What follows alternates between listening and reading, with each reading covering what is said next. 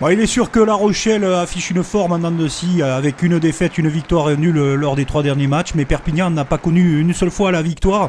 Et la seconde défense du championnat, La Rochelle reçoit la avant-dernière meilleure attaque du championnat, 13e, qui note la difficulté pour Perpignan à concrétiser ses temps forts. En tout cas, le rugby, c'est aussi l'incertitude, et les Perpignanais, dans un élan d'orgueil, sont précis dans ce début de rencontre, 0-0 à la 9e, et ce sont eux qui vont marquer. Ils nous font taire dans les statistiques avec Maxime Granel qui marque ce sublime mouvement collectif, bien initié par les Catalans. Des Catalans qui mènent 5-0, puis 8. Apracité qui marque. Alors La Rochelle doit absolument réagir. Et ils vont le faire de fort belle manière à la 17e minute de jeu avec cette passe sautée extraordinaire sur la latéralité. Jules Favre qui marque cet essai.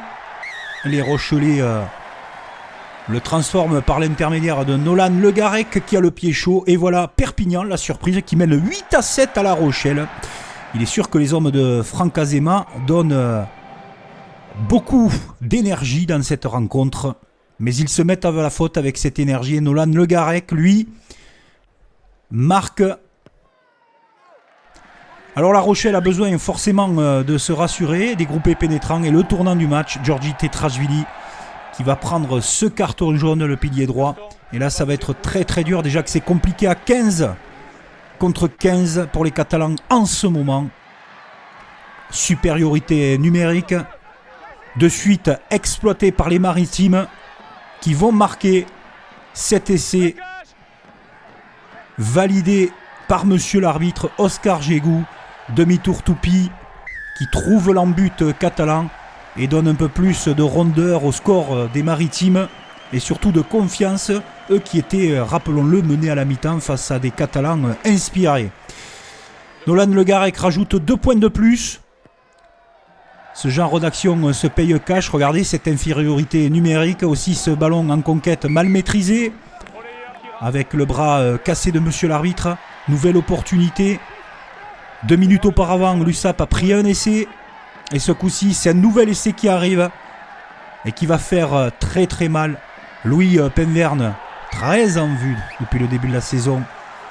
Le pilier gauche de La Rochelle. Jeune international français. Excellent dans le jeu, marque cet essai.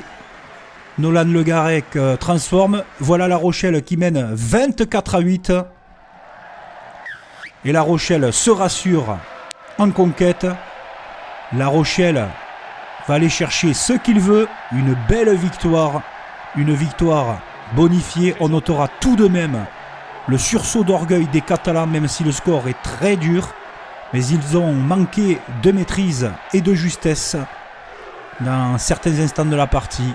Ce qui devait arriver arriva. Levani Botia, le chouchou de Flandre, qui marque cet essai et donne une belle victoire. Une victoire bonifiée avec un excellent Le Garec au pied.